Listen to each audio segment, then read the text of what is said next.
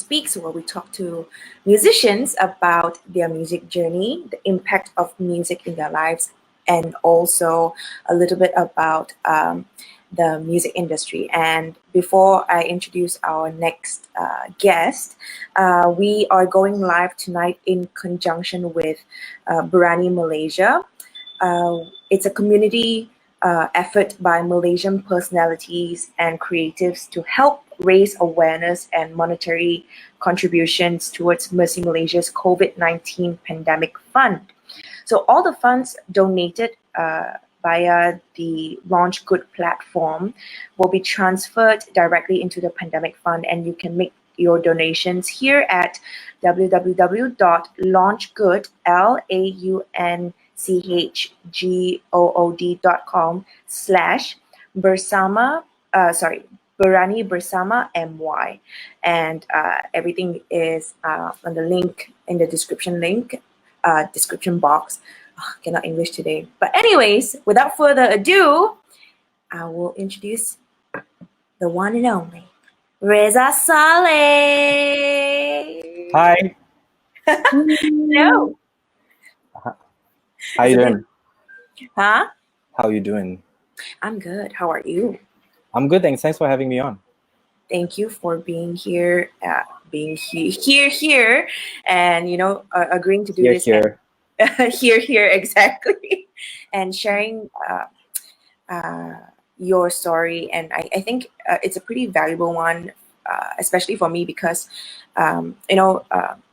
singer-songwriter, and pretty much on the independent side, the indie side, and just carving your own path. And it's so amazing to see where you are today.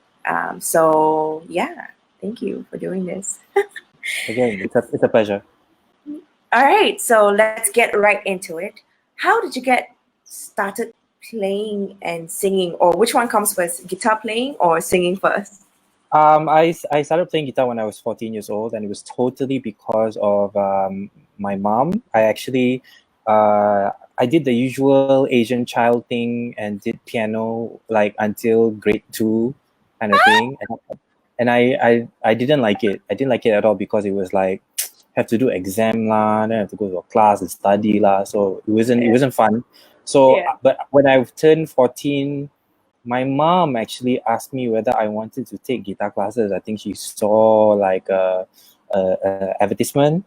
I decided, sure, why not? But it wasn't fun. The class was very like boring in a way until like I think we were learning classical songs or like simple classical songs until one day I had to share a class with another student, and on a break, like the student started playing a Nirvana song on his guitar, and that Come As You Are, and I was like, oh, that's cool. And I started just trying to play it at home. That made me a little bit more interested, but then I moved. So at this time I was like staying in Kedah. My family's not from Kedah, but my dad worked there, so we were staying. I was there for like 6 years or something. Wow. We moved back to KL, and I kind of forgot about the guitar until my mom again saw an advertisement and asked me whether I wanted to do it. Right. I decided, sure, as long as I don't have to do any exams. And that was fun. I did that for about 1.5 years. That's how I started playing. I was also very lucky because my secondary school had a music society, and our music society, the main activity was every Saturday morning we had a room, and inside we had band equipment, and members would jam. And to join the society, you had to audition as a band. Wow! In my school? secondary school, in my high school, yes. Oh wow! And we had a talent time, once a year, and we were known lah. For producing musicians. Quite a number of musicians came from my school actually. Oh my goodness! It's not a music school. It's like a normal school. Right, but to have like just a room filled with band equipment for kids to come around and come together and jam, right? Yeah, it was really crappy equipment. I remember the cymbal looked like a really old roti canai. But no, seriously. But it was Did it we sound loved. like one? Yeah, it did. It was terrible gear, but we it was all we had, and we didn't know any better because we were just kids, and Right. we loved it. And I think I was just the only one that didn't stop playing guitar after that. Like I Ah, didn't go to like music school or music college, but I right. was always the one with the guitar playing in the student lounge. So I was Ah, that guy lah. That's yeah, how yeah. that's pretty much how I started playing guitar. I just didn't stop, I guess. Yeah. Right. And were you singing during the same time when that happened? Well, actually, so in school, I was actually part of a band that we played Rage Against the Machine covers. So, and I played guitar, but then eventually I played bass. And only Oh, because there was another guy who was better at playing guitar. That's ah, how I played bass. But at the same time, like during Hari Guru or something, yeah, I would sing because I can't remember how I started singing, but I did, and I could sing like Tracy Chapman's "Give Me One Reason" and like yeah, "Wonderful Tonight." So when uh-huh, we had these like teacher events, I would sing. yeah. It's like kind of like a side job. Like my main thing was the Rage Against the Machine band, but my side Yeah, job I can sing. I couldn't sing like the cool rock stuff because my voice was like too boy band or something. right, So that's why I sang for the teacher's farewell this kind right, of thing. right, Yeah. right, right. So Oh, that's when I started singing. so also in during like secondary school time lah. During secondary school time, yeah. And I also, because when I was taking my guitar lessons were like this. We came to guitar class, the teacher would be like, okay, today we're learning Wonderwall. Like, okay. So he'll give me a guitar magazine, like literally Yeah, guitar magazine. Normally they have like a page that has like the tabs, and then yeah, he'll tell me to go down to the photos for the Photoshop and photostat the tabs, come back, he'll teach me how to play, and then yeah. in 1 week I need to be able to play it already on Mm-hmm. my own. So when I was doing this, I decided to try to sing at the same time, which Ah, was tricky. Like playing guitar is one thing, singing is yeah, one thing, but playing guitar and singing at the same time was like a bit of a challenge. Excuse me. yeah. So during school, I tried doing it. That's how I started. Oh, wow. So, okay, like, did your mom kind of like, flip when she found out that you were in a Rage Against the Machine kind of band? No, she was very supportive. I think I think she generally, I think I was quite lucky. My Mm, parents or my mom were just very supportive of what we wanted to do, and I think just glad that we had hobbies. I think my dad would have preferred if I was like a athlete or something because he was one, but ah, I didn't really do sports that much. So I yeah, had the music thing lah. yeah. Yeah, quite But supportive.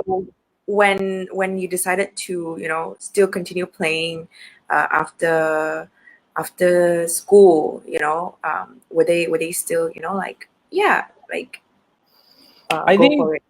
no one, not a lot. I mean, now we know a lot of musicians personally Yeah. who've like gone through like, Aswara or ICOM. But Wow. when I was growing up, I wasn't surrounded by people who had dreams to be a musician or go to music school. I don't think I Oh, have even one friend from school yeah. So it was always, there was no plan to be a musician. It right. was always just something I did on the side. Mm. So it didn't really, only I think much later, after like even like after secondary school, went to college, went to uni. I studied in Melbourne for a bit, then I came back. While I was doing all these things, Yeah. I was performing whenever I think I started writing when I was 16. Wow. Okay, okay. I did my first open mic before I went to Melbourne in 2000. The year So 2000. yeah, that was literally my first open mic. The first time playing songs that I wrote for Mm-hmm. people who I didn't know and was Oh, not college mates, so it was not like family. Yeah. Yeah, so that was my first time. So even as I was studying, I just did it like on the side, and I think I came back. I got 2 jobs, and I Yeah. still was just doing music. I started organizing as well as I was working, so Right. always on the side. Only 2008 Mm. did I do it. Did I quit my job and do it full time? Oh, okay. Let's talk about that in a bit, right? Yeah. Okay. So, what made you want to start writing your own songs in school? It's probably because I had a girlfriend, then felt like a logical thing to do. Uh, Singing I and writing. yeah, no, I remember. I think I got conned by my music school to buy a You chord got book that caught. had. Yeah lah. I mean, like when I think about it now, I'm like they were just trying to sell their stuff lah. You know, it was Yeah. just. But having said that, it was a chord book with jazz chords. So Ah. I remember there was a chord progression that they had, like 4 chords, Mm-hmm. and I took the chord progression, and I wrote a song out of it. I Yeah. used the 4 chords, I flipped it around, I did a variation of it. Then I came up with a song, and that was my first song, and I wrote it for my high school sweetheart at the time, and Oh, it was received well. yes. Although maybe probably a bit biased because she was my girlfriend at the time. Right. But I remember thinking like, hey, maybe there's something here. Maybe so. Yeah. I just started writing other songs, but like Yeah. not love songs. Just trying it out. Yeah. And I remember when I was going to that open mic in 2000, Mhm. it was at that time it was the only gig that was going on, Mm.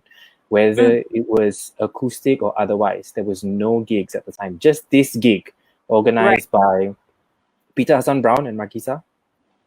Have you ever met them? Okay, so they're this really old Masale guy and a really old like lady bohemian with like dreadlocks. You might see them around. And they're Oh still wow. around. Yeah, they're still performing. They came to my In open mic like Malaysia? maybe right before MCO. Yeah, they're here. Oh wow. Yeah. So they used to organize a once a month open mic called Acoustic Jam. A Ah, lot of bands and acts started there. wow. Temperamental's first gig, I saw them there. Bands like Couple started there. So I think Estranged also I saw there. Oh A my. lot, yeah, a lot of people came through because there wasn't any other gigs, you know. Right. I've Other seen like platforms, right? yeah, Samad, Love Me Butch, I've seen them all perform there. So it was once a month, and so once a month I would come and I would play a new song.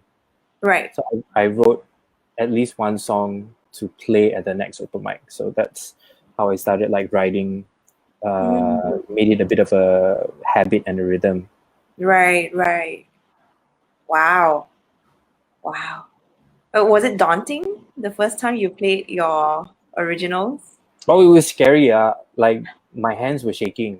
Like my fretboard was like, I've just finished my shift at Starbucks, and then I Ah, came straight. So I was wearing like black shirt and like khakis, and then I was playing my songs, and people clapped, and it was I was like, wow. I think there was only 12 people in the yeah. crowd, but it was great. And I think I remember I don't know. So do you know? Oh my God, you know Billy Blue. Yeah. Billy Blue Blackstone. Billy Blue's mom, Karen Nunes Blackstone, was the headliner that night. She was the featured act. Oh wow. Small Yeah. So world. I remember seeing last time there used to be a magazine called Clue, KLUE, which used to Yes. have just a guide to everything that's happening in KL. So I remember seeing the ad for the open mic, and I seen Karen's face, and I was like, oh, I want to go try out for this. Yeah. So I went, and it was like very straightforward. Like you went to the open mic, you Yeah. paid 10 ringgit. Mm-hmm. If you got to perform, you get a refund for the 10 ringgit. Ah. Well, that's a Otherwise, pretty good strategy. Yeah. Oh, like a cover charge-ish, but not Ish, really. yeah. Yeah. Yeah. Oh, wow. And then so you were doing this for a short time before you went to uni in Melbourne. Yeah, I think I went to Melbourne in 2002. So Ah, 2 years I was doing this and writing songs here, and yeah. then before I went there lah. And even when I was there, I organized an open mic there. Damn, son. I didn't get to I I was I should have been more rajin lah, but because I was not in the city. I was kind of like 40 minutes away in the city, like Mm, an industrial area. mm, So I didn't really go out and look for gigs, but I decided to organize because I was staying on campus, like in the hostel. So I right. organized like an open mic for people to perform. Wow. I did that once a semester while I was there. Yeah. What made you want to host your own open mic? I think one of the so as I was in Melbourne every summer, which is the end of the year, I would come back to KL and then just gig as much as I could. Yeah. But at the time, there really was no gigs, and I Mm, remember us, Samad, and we have another singer-songwriter who's not based here anymore, Shelly Leong. mm, They used to both organize, like they organized a few shows, and I yeah. remember us talking about this, and one of them, I think maybe Shelly, was saying that you organize your own. Ah, Organize my own. I never thought of that, and that right. was kind of the start of it. Mm. And so soon after I started Moonshine, and that was this was after I came back. So when I was in Melbourne, I started organizing the open mic because I got inspired by the open mic at home. That's Ah, why. Yeah. So that's why I just wanted to do it. yeah. Uh, yeah. But when I came back, when I was Mm-hmm. done with Melbourne and I came back, there was no gigs. So that's where I got the idea of organizing. And I got Right. really lucky because that first moonshine that I had, I got to do it at No Black Tie. So Whoa. yeah, I'm not sure how I managed that. I think I had already performed a few times in No Black Tie before.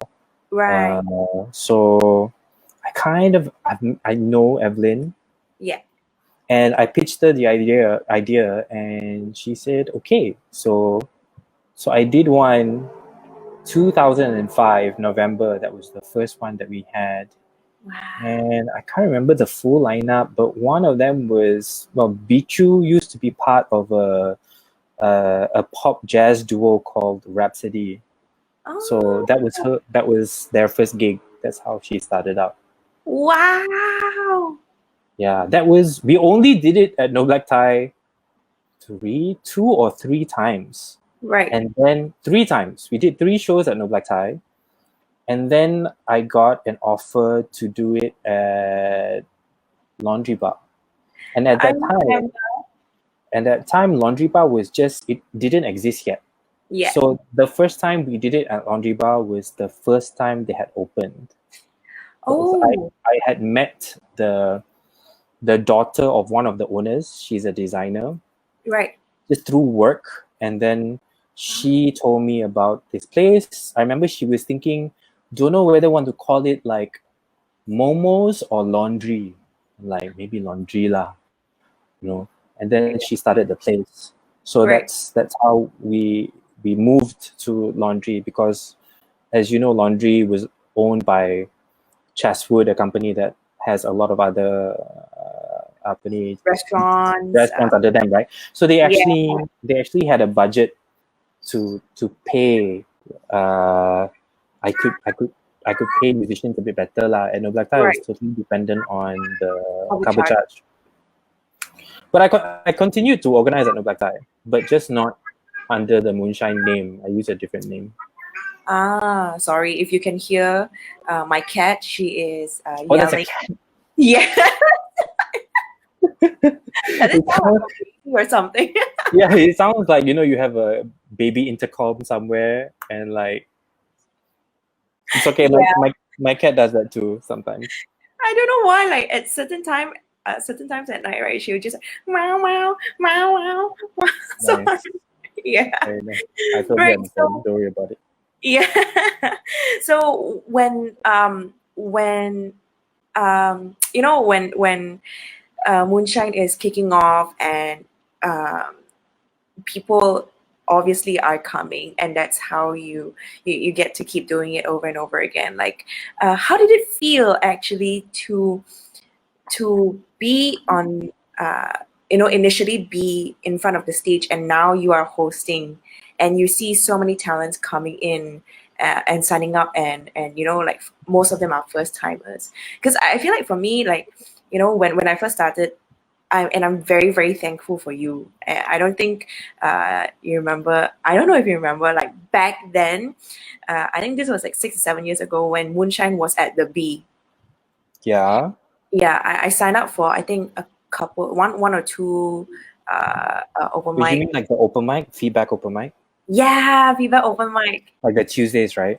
Yeah, and I was really shit back then, but it was a platform, yeah, that it's like a rite of passage for, I would say, almost every original singer songwriter that want to test your material, and want to showcase your stuff. So like just being there, and knowing that there is a platform out there for musicians like us, it's um, completely different from the things that we learn in school. So I'm very thankful to have witnessed that era. Yeah, but Well, how, yeah. how? Sorry, what? So yeah, but how is it like going from being in front of the stage to hosting, yeah, and organizing?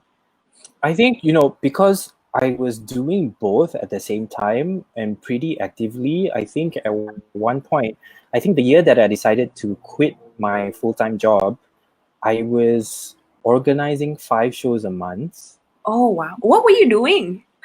So I had, oh crap, I had Moonshine. Yeah. And then I had Feedback, which was, at that time, it wasn't an open mic. Was it an Ah. open mic? Okay, sorry. It started, yeah, okay. Feedback used to be like the sister to Moonshine. Like Moonshine, the concept was, it was semi-established music acts. That was the Okay. concept. We would have an open mic at the end, maybe 2 or 3 slots that people can sign up, but generally it was acts that were already kind of out there writing their own stuff. Ah. That was the concept for Moonshine. Right. And the concept was, I didn't really put any kind of like too experimental or out there bands, because the purpose was to appeal to like the average Malaysian person, which Right. doesn't really have a high. We're much better now, lah, but back then we didn't really have a high appreciation for original music. Right. So the idea was to like capture these people. So I didn't want to scare them off by having two crazy bands. So Right. I had another show which I organized. There used to be a place in Hartamas called KL Jam Asia, Ah. and I started a show. I think it's where Drum Asia is now.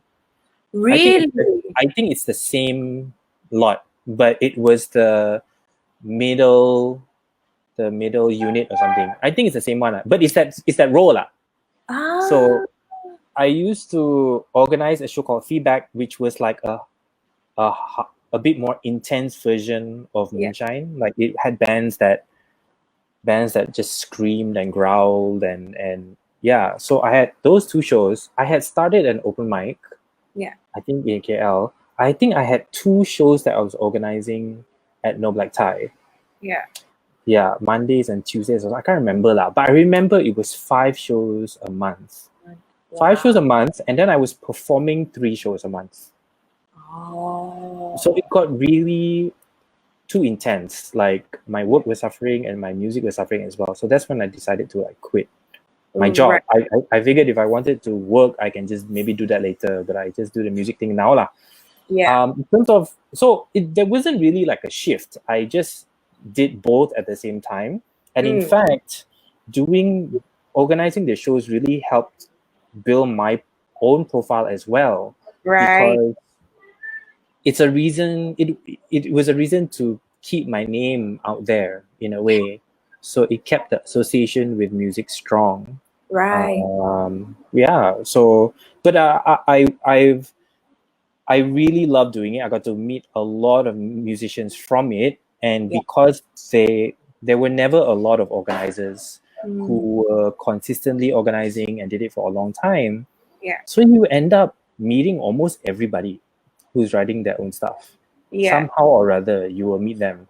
And I think at that time, between like 2005 and 2010, that 5 years was like a bit of a golden time for like indie music or something. Right. Like it really took off. It was like the year Yuna became really big, the year Hujan became really big.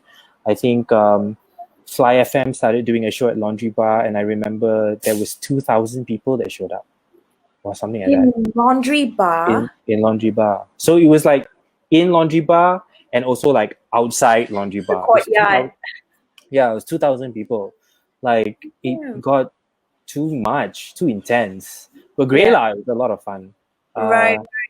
But yeah, but I love doing it.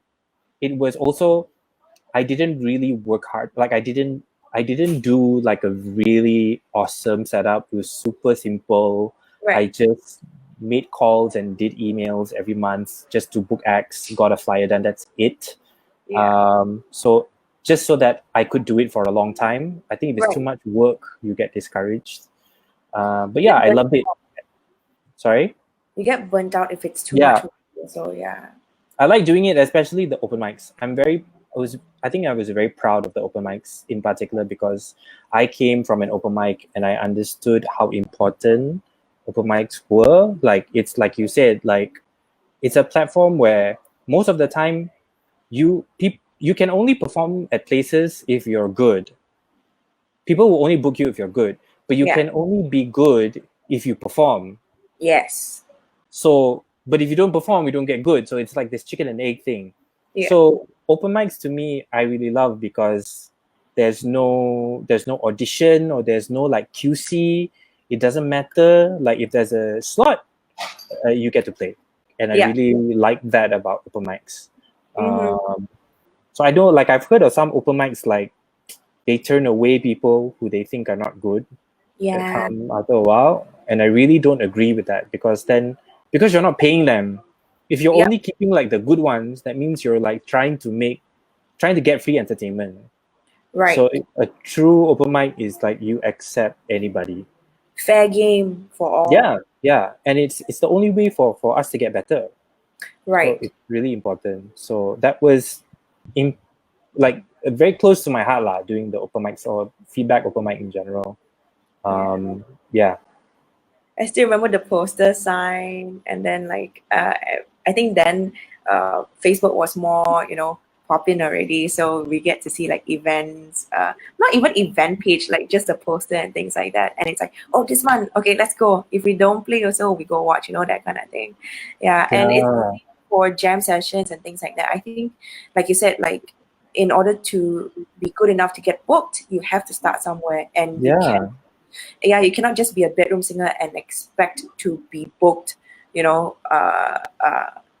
of a sudden, right? Yeah. Yeah. And there's no better place to test yourself than at an open mic because no one gives a crap about you. No Right. one owes you anything. Like most of the people there are just there for themselves, Yeah. right? So they're just like they bring their friends just to see them perform. So it's Yeah. actually a really good way to train your stagecraft. Like no one is there. Like if you didn't bring anybody, no one's there to listen to you. So if you get people paying attention, it means something. Yeah. It's a win, lor. Yeah. Yeah. It means something's working. So try again next time and see what else is working next, right? Yeah. I guess it depends on the open mic also lah. I think our one, I think at one point, it became really busy, and there was just a lot. I think I remember. I mean, we've had some low times in terms Yeah. of people, not a lot of people showing up. But I Mm. think at our height, we had like, I think one time we had like 24 signups or something in one night. On average, it's only like 12. Right. So but which is great. But also, what happens is that it's a lot of people, and a lot of people who, when it's a smaller crowd, it can be a bit more like quality control, the kind of people that come kind of care and they listen. But when it's like a lot more people, like it's just like less and less of that. So it's a good test actually. Yeah, good experience for to host and also to perform at, right? Yeah. Yeah. So when from hosting, you know, uh, I mean, doing things at the same time, like performing and also hosting at the same time, like when did you, come out with your original songs, and also when did you start, you know, touring or performing uh, overseas, and how was that like? I think I had been performing 10 years Mm. before I had released an EP. And I think this is a bit, a bit of a problem that I have even now. I think it's been 10 years since my album. So I'm actually working on an album now. So it seems like I've got like a 10-year thing going lah. So it before my first EP, it was like 10, I had been performing for 10 years, and then finally I just did a really like super basic EP that I recorded in my living room with a friend. Oh, Um, but yeah, I mean, I had been writing from day one, yeah. so I had already like the songs. Hmm. So I did that EP, and I remember, I think 2007 is when I got my EP, and literally a few days after I got it, we had a gig in Singapore.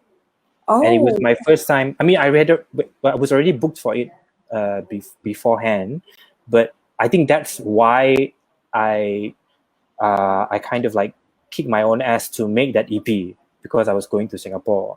yeah. I got invited to play at the Esplanade, so at Wow. the outdoor stage. So that was the first time I played. I mean, Singapore lah, but like it's still abroad lah. So that Yeah. was fun. Like we it was like we did a road trip. We went down, we performed, and it was like a total, because it's the outdoor stage by the river. So it was total like walk-in kind of crowd. I think it's a Yeah. series we had, but we did really well. We had a great crowd. We got really lucky. I think I sold like 30 of my CDs. Um, so which is great, especially because we sold it in Singaporean dollars. Ha. So yeah, that was fun. But I think after that, I think I started just random stuff here and there. I think it was maybe after I launched my album, Mm. 2010. 2010, when I launched my album, Yeah. that year, I think I played in like 5 different countries or something like that. Whoa. And just the being able, I've actually never toured locally, because I think we don't have, that's a sayang thing. We don't have an existing touring circuit, so you have to kind of like do it yourself. So Yeah. I never I never put together one before. Yeah. But I was lucky enough to play in. I spent like a month in Korea and Japan. I think Whoa. this was 2011. So like the year I released my full length album in November to 2010, Right. and 2011 was a crazy year. I think just the 2 years after I released, Yeah. was a lot going on lah. So I got to, yeah, 1 month in, I think it was like 3 weeks in Japan and then 1 week in Korea. And how that came about was like total. It was like there's another singer songwriter in the scene, like senpai lah, my abang in a way. His name's Pete Teo. So Pete used to organize a show called Songwriters Round, which featured singer-songwriters, and he's a singer-songwriter. So I had performed for those shows before, and then he does a lot of different things and has friends in a lot of different places. And a few times he had guests over from Korea or Japan, Yeah. and he would always call me and Melina, who is also my bassist, but also someone that Pete had worked with, to kind of help be the crew to help jaga them or something like that. So one of these times, there was a contingent of maybe a bunch of Koreans, essentially one Korean band and two Japanese guys. And the Korean, Pete set them up to perform in a black tie. I met them, took them to Batu Caves, do all this stuff. The two Japanese guys were organizers. One of them was a founder of a really big festival in Japan. Wow. In the south of Japan, Fukuoka.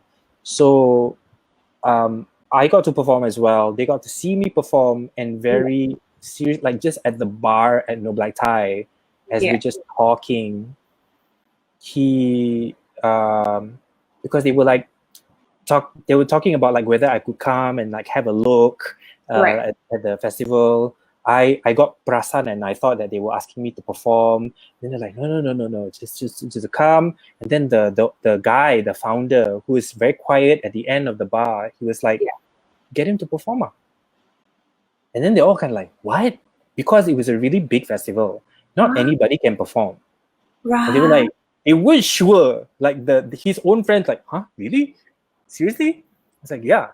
And to be honest, so that was in December, and the festival is in September. Okay, so the following year. Okay. The following year. So you had well, yeah, but also to be honest, I was not sure whether it was for real or not.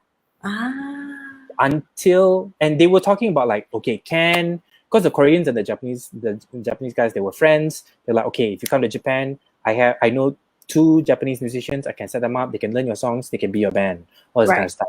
Then when you go to Japan, then you can come to Korea also. Then you can play in Korea. Oh, really? But it all was dependent on playing at this festival in Japan, which I still wasn't sure until May. Only until May the following year, and I saw my face on the website. Oh, and you were like, yes. Then only I bought my flight ticket lah. Oh.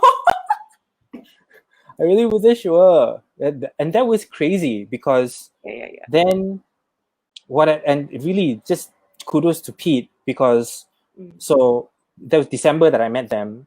Yeah. And then a few months after that, in February or March, Pete had another singer-songwriter from Japan who came to visit, who has performed at the same festival and knows the owner. And he was like, yeah, you're playing, right? September? I was like, yeah.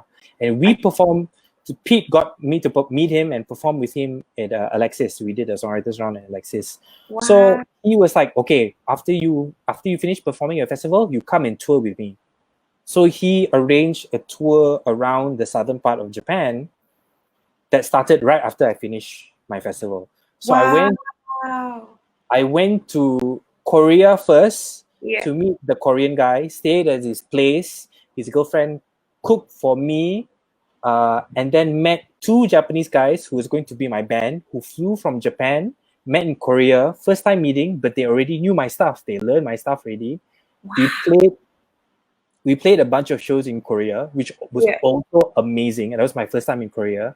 Then I went to Japan, met the same Japanese guys again with more musicians, played one show before the festival, played the festival itself. Then after that, followed the other Japanese singer-songwriter for a tour around the south of Japan. In about a month, I was away. Wow. And subsequently, I think I had a bit of a love affair with Japan/Korea. I think for the next 5 years, at least once a year, I would go and I would play. My God. Yeah, so it wasn't really like a planned tour, but it was just it just kind of just happened. Yeah. A lot of, I think, because you got to understand, when like in Japan also, the English proficiency is not high. So a lot Yeah. of time, sometimes I'm following people around and they're just talking Japanese around me and I don't understand. But I was willing to do that and just like, whatever, There. and it was great. It was so much fun. Yeah. But also, how was it like? Like after you come back, what was the biggest takeaway? I guess. I think my biggest takeaway was, when I played the main festival that I was meant to play, I realized that actually, I mean, I already kind of knew this, Yeah. but it was good to confirm because the festival is a 3-day festival at the beach, like 4 stages, Yeah. and like some of the best musicians Yeah. come and play. So you got to really see good bands. I realized that in terms of technical ability, Mm. Malaysian music acts can fight on. Ah. Really can fight. Like Oh. because it was a bit strange, because both me and Tempered Mental, also through the same connections, have performed or toured in Japan, Right. and we always got good feedback, and it was super encouraging. And we were always wondering whether is this like a Japanese thing or something, like Yeah. they're super like nice about it. But we realized that actually we were considered good Right. acts. Yeah, in terms of technical ability, we were considered, like when I saw, it's not that Japanese acts are bad. It's just Right. that there's Same a level. really big range for Japanese acts. Like there are really really good ones, and then the really like low ones. And I think uh, Japanese audiences in general have very high tolerance for like acts that are considered maybe like not good in our eyes. Like if they played in Malaysia, maybe you'd be like, I don't know. But there, people still supportive. So Ah. for when we went there, we were like, oh, actually we can fight one. The only thing that we are not so good at, or not so developed, that the Yeah. Japanese are very good at, is the showmanship Ah. and the stagecraft. That one is they're very good at that. Yeah. But in terms of the playing, the singing, and the songwriting, Yeah. like I think we're good. So that was my main kind of like takeaway. Like, oh, okay, it was nice. It was kind of encouraging. Mm-hmm. Yeah. Oh, that's so cool. And then obviously you brought it back home, and I think um, after that, well, uh, what year was that? Around 2012, right? I think 2011, I went there for the first time, Ah. and then I think like for 5 years lah, I would just go up and down once a year to perform. And it was very it was just a lot of fun. But also I realized that you need some kind of support to do something there, because there's so many acts. There's so Yeah. many good acts. Like there's like an invisible line, Yeah. and it's like if you cross this line, then you become super successful and famous. But below this line, there's so many acts and so many venues. Right. It made me a lot more appreciative of our own scene as well, because we actually we have it kind of easy. Like I Yeah. think if most of our venues have backline and equipment. There are a lot of other countries, like I think Australia, or I think Australia is the nearest example, where you're expected to have your own gear. Yep. You bring it to everywhere. I mean, you end up being very good on the when it comes to the technical side of things, lah. But Yeah. in Malaysia, we're quite kind of spoiled, and I think Yeah. also we pay quite well Mm-hmm. comparatively. I think if you manage to like do corporate gigs, or then you can get paid well. I mean, if you're a metal band or something, then a bit susah lah. But Yeah. if you're playing stuff that's accessible, it's not too bad getting making, like, just getting payment lah. I think Right. it made me more appreciative of that. Right. Yeah. I was just talking about the same thing this afternoon as well, like how, uh, um, you know, in Malaysia we get everything provided, whereas in other places we have to be the one that provides the backline and also the crowd and also Yeah, everything else. Yeah. I And I remember playing a gig in Melbourne Yeah. once, and it was like this was like much later. Like uh, we went and it was three. Like it was me, Melina, and Zal. Zali, we were there, and the business model for people getting paid was that when people come into the gig and then they pay the cover charge, they have to say who they're there for, Oh. and so the act gets paid based on how many people you bring. I mean, it makes sense lah, but also it's tough lah Yeah. on acts. Can you imagine like if uh that if there's like 50 people and 40 people are for the other acts, Yeah, right? yeah, And money is yeah, yeah. But yeah. It's tough. so from touring overseas, like touring Japan and Korea, and then coming back home, and then going back and forth yearly. How was it? Uh, what happened after? Like if if there's a timeline, like how did you get into? Right now, I know that you are active with the Frankie Sixes and Yeah. also Chandana. But was there anything in the middle that I'm missing from that? Well, no, I think I have always been, even though I haven't released anything, I think I've always been performing. I Mm-hmm. didn't really stop that until about, I think, okay, the last 2 to 3 years has been quite interesting because well, the Frankie Sixes is about 3 years old now, and Yeah. the formation of that band was something that wasn't really planned. It was really just, I'd always been curious about jazz in general, but it was more because of my involvement in the local Lindy Hop swing dancing scene that, Lily Hop. yeah, that they really like dancing to swing jazz. Yeah. And I thought, so I had started organizing gigs for them where I Ah. got local jazz musicians to come in Mm. and got them to play swing, which is, we have a lot of jazz musicians, but not a lot of bands who do swing.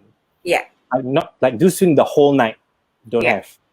So I had to kind of like flex my organizing muscles a bit and sometimes put these bands together. And Mm. then one of the times I got Jing's trio, literally Jing's trio, to come and perform at one of the Lindy shows. And it was Jing, KJ, and Chitwan. And I told them that I had already decided I wanted to try this. Mhm. And I had done like maybe like a test kind of gig before, like another corporate gig with like Melina and Sharon. Yeah. So I told them I wanted to try. Like they had 2 sets. I wanted to like sing for one set. Would they be open? And they said, yeah, sure. So we did it. And then after that, I asked them whether they wanted to be part of this band. Yeah. And I think in the beginning, because so when you're playing for dancers, it's very different from when you're playing for a sit down crowd, we Oh, realized.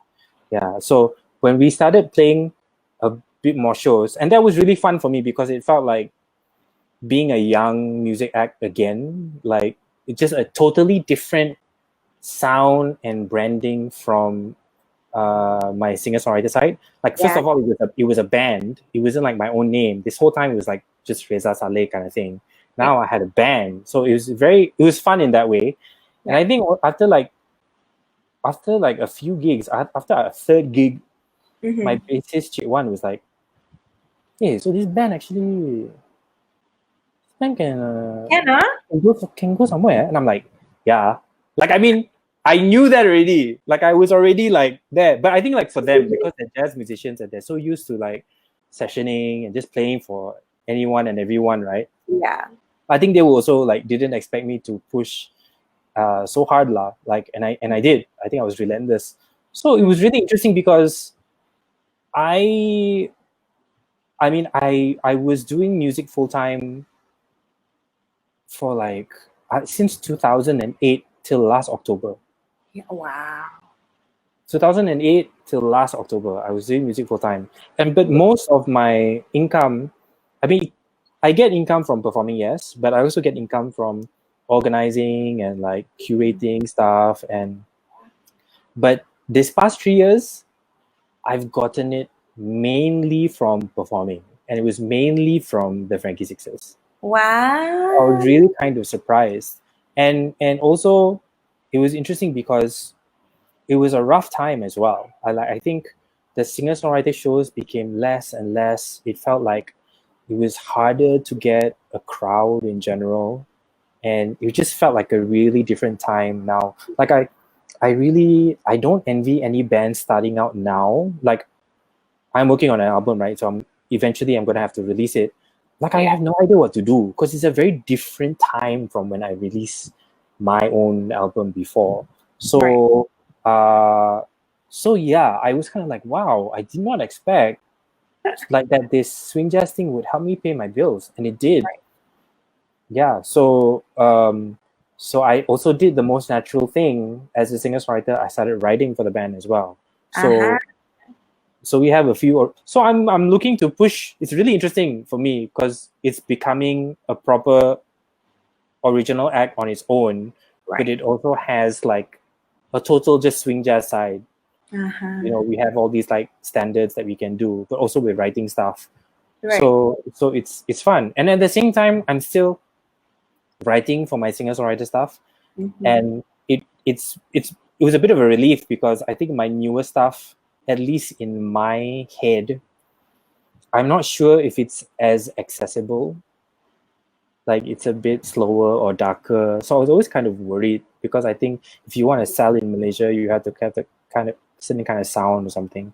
I was kind of Right. worried like how like these new songs cannot sell. Not that you should think about selling lah, but I'm also kind of like a Yep. semi-realist. Like at the end, you have to like pay your bills and stuff like that. So I did have that thinking in the back of my mind.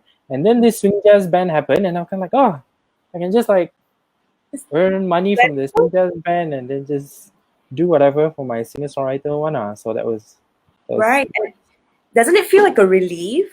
it You did know? like it really felt it was a relief. Yeah. And it was like because I got to like really focus.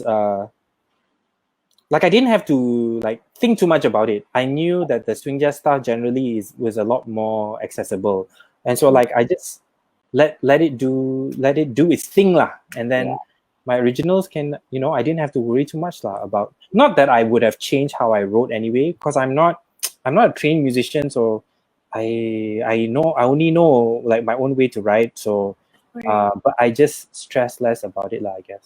Right. And on on those words, trained musician, like I think there um I see you as someone, who has years of experience, doing things your way and making it your way.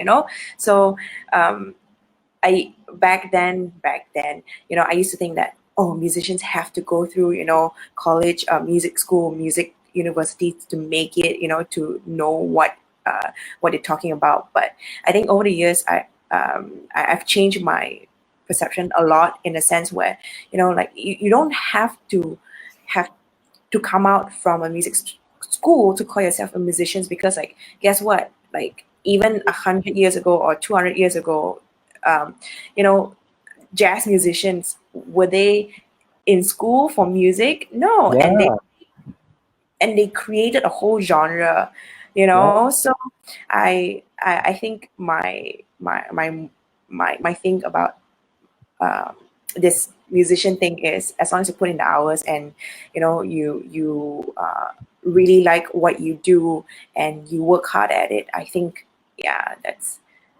yeah. So I yeah. really admire you. You really what? Sorry. I really admire, Oh, your way of doing things, and you just doing it, keep doing it, right? Yeah. see, it's interesting. If I was a younger version of myself, I wouldn't have started the swing jazz band because at the core, I have this thinking usually lah, generally.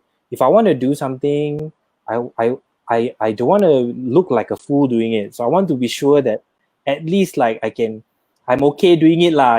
So if that was like an old version of me. So if I was like that, right, I wouldn't have started this swing jazz band because I never thought when I started out that I was like good enough. Yeah. like to sing jazz, Right. because and especially when as I discovered how hard it was, because and like it still kicks my ass because it sounds easy and simple, and in that way it is hard. Well, first of all, I'm so used to writing my own stuff, so in terms of like the notes that I use or the melodies that I fall back on, it's always been within my comfort zone. So when I'm Mm-hmm. learning all these standards, right, all these different transitions or different like this note to this note, like I'm not used to it, The it was jump. tough. Yeah, it was tough. Or just like my solfege really sucked, you know. So doing learning swing jazz songs, or working like me, Melina Zal, and Mia Valencia, we had a show called Shameless Cover Show that we did, and where we learn other people's songs. So doing stuff like that kind of taught me a bit more to be out of my comfort zone. So anyway, Mm. as I'm a bit more older, I'm kind of like I've been very whatever lah, just do Yeah. it, just Yeah. kind of like do it, just like just learn it on the way, doesn't matter. So I was super like in my head, I'm like half boiled egg, you know, but still jalan one. Like if last time I must be like hard boiled one, I Yeah. must be like masak already, then only can perform, okay, then only can go out. But I was really like like screw it, like just Yeah. go. And Yeah. I'm kind of thankful for that, because Yeah. like I can see how much it's given back to me, just Mm. because like I didn't really get myself too held back by that lah. And I think we do that a lot, right? I think we're very hard on ourselves, and no one really knows or cares about it other than Yeah. us, actually, this inner Right. kind of struggle. So yeah, so it was super like, okay lah, just jalan until today, still just jalan only. Yeah. And it works. I really love your set during MP Malaysian Piano Jazz Festival, Ah, MPF. Oh, it that was so was much fun. that was really that I really wanted to play that event, because that was a lot of people from like the jazz scene who do this kind of stuff, and Yeah. I was excited because I wasn't from that world, Right. but I was like, yeah, let's go and like shake it up a bit. Like I just wanted to see how that went, you Yeah. Yeah. know. So I was very encouraged, and we got a lot of good feedback about it. So I was very happy that we did it. Yeah. The whole set was like the flow was amazing, and then there's your original as well, and then some standards that we're familiar with. To hear everything live and come together, I was like, yes, sit up. I think I was just glad that there were some like old timers in the crowd that came up and said that it was really good, and that was nice, because Yeah. um, I'm not from that background at all, and so it is. But somehow we managed to, with the together with the band, cook up something that was a bit special. So I'm Yeah. just glad that it's not just like in my head lah, that it feels special. It can be special to other people as well. So Yeah. it's nice, and it's a feeling that I haven't felt about jazz in a long time. Normally, jazz is something that is like a bit atas, a bit Yeah. like a bit elite. Yeah. So, but this is very fun. Swing is very fun kind of music. So that's always kind of been our focus lah. Bring back the fun. That's our kind of like branding, or like the our direction. Not so much like we are a swing jazz band, but more of like this music is fun. Don't you want to Yes. dance? Like that's the feeling.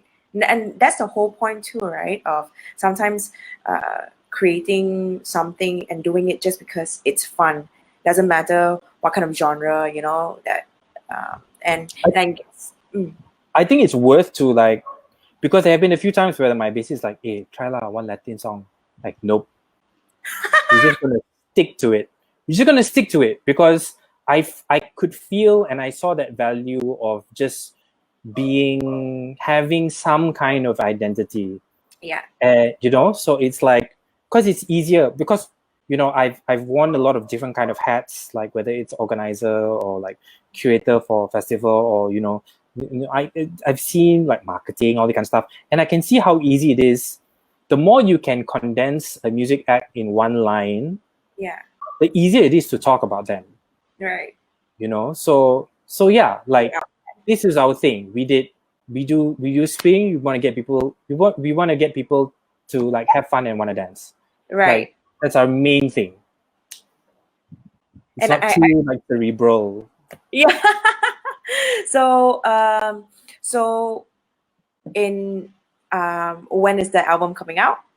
For the wait, which one? Wow, now I can ask which one for the singer-songwriters or the Frankie Sixers. So the Both. singer-songwriter stuff is still in people. It's been in people for a while. We're still working out some kinks. The MCO Yeah. kind of really stopped things for a while lah. Yeah. That one has I think between 8 to 10 songs. Ah, So that one's I'm excited. I really don't know when because it's hard to kind of say how things are going to go in the next year or so. So we're just going to wait and see and do what we can. right. The Fraggy Sixers was also meant to record like a EP.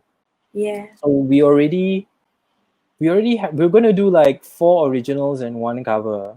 And we're just going to like record the band live and then just track the vocals separately kind of thing. And Yeah. not pre-pro it too much because we already kind of like know what we're doing. Just pretty straightforward. But yeah, we can't really do that until we can go into a studio. Yeah. But I can tell you that I think in the next few days, I mean, we just joining the bandwagon of just recording something separately, individually. So we recorded something not live lah, semi-live, and we'll just Yeah. be putting it up lah in the next few days. I think like Ijing just sent over the final mix or something. So yeah, I think we're going to be doing that for a while. Yeah. I Just think for fun. the best part of this MCO for me is being able to see everybody come together doing their stuff online, like what we were talking about before, right? Like Yeah. for people who I mean, speaking from my thingy lah, like I don't get to sit down and play or practice as much as I wanted to, but now I have all the time in the world, so it's like a series of covers I've recorded and then just Nice. post today, post another one the other day. Yeah. So Awesome. yeah. Okay, so I think we have reached the 1 hour mark, but I really want to talk about, very briefly what you do at Chandana, what Chandana is, and how is it helping our, artistry. Right. So I only recently, end of last year, joined Chandana, and I'm the sector manager for independent music. So Chandana mainly, well, if you haven't heard of Chandana, Chandana is a cultural arts development agency. So we're known mainly for funding programs and learning programs, and we focus on 3 main sectors: performing arts, visual arts, and independent music.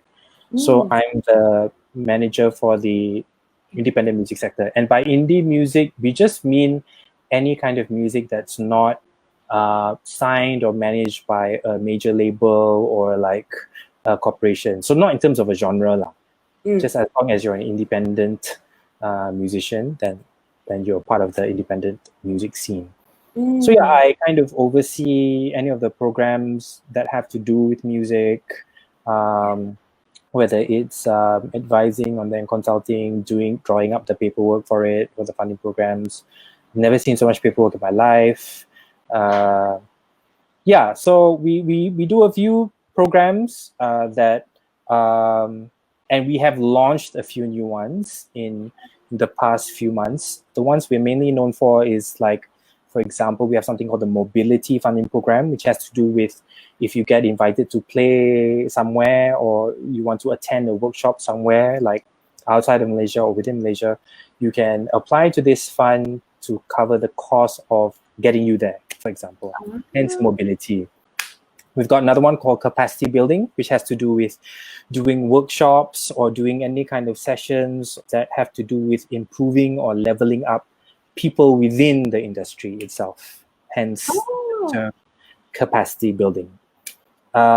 We used to have a development funding program, which had to do with creating things, but that has kind of morphed into 2 new programs this year. So we just launched 2 programs for the visual art sector, one called Inspire and one called Showcase.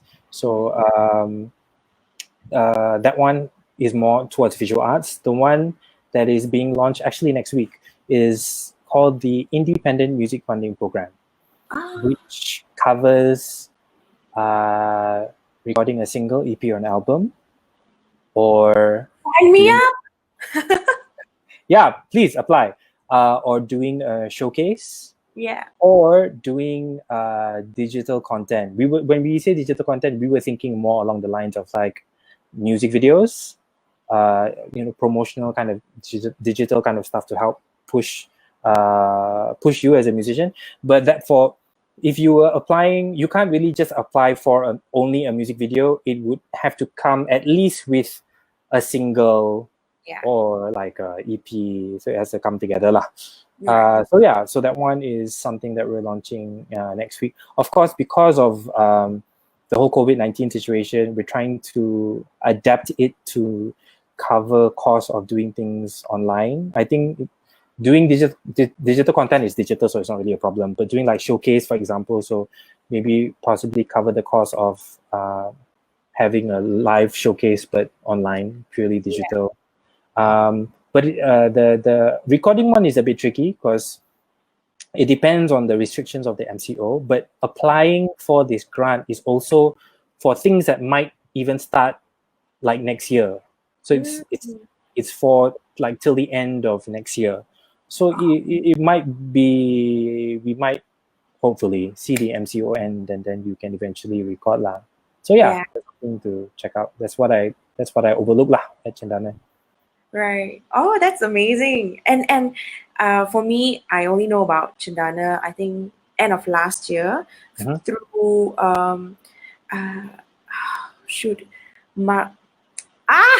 I don't remember her name, but a singer-songwriter as well. Very good singer-songwriter. I'm gonna hate myself for not remembering her name. Matujal, is it? Huh? Matujal, is it? Is it Beverly? Yeah, Bev. Oh my goodness. I keep You're saying Ma, so I'm thinking Matujal. Yeah, and her Matujal name is now it's changed. Maya Bayu. Maya Bayu. Yeah. So I only anyway, just learned that she's not called Beverly Matujal anymore, and I really like that name. Because for the longest time, my sister plays for her, and she's like, oh, Beth, and then all of a sudden in Instagram something changed, and I was like, oh, my mind kind of switched as well. Ayo. But anyways, okay, I guess we have to wrap up. But thank you so much for doing this, for sharing everything. I really enjoy listening to your journey so far. And is there anything that you would have liked to talk about that I didn't ask? No, I think that's about it. You successfully got me to talk about my whole life, I think. I'm more than happy, and I'm glad that you're passionately doing this, and I think it's also for your own benefit, right? To kind of hear these stories and for your own journey. So all the best with that, and thank you for having me. No, thank you. This is my professional gossip session. Okay. Sure. I get to know people, but other people benefit as well. Yeah. So thank you so much. And before we go, can you tell people where to find you and the plug zone?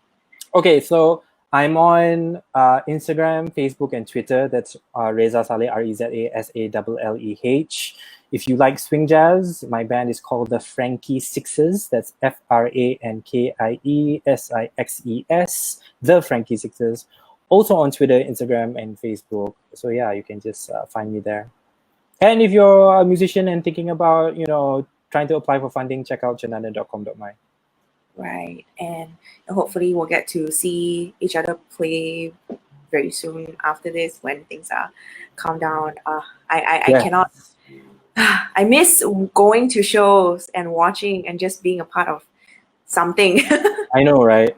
It's intense. It's never been like this before, but we'll see. Hopefully, fingers crossed.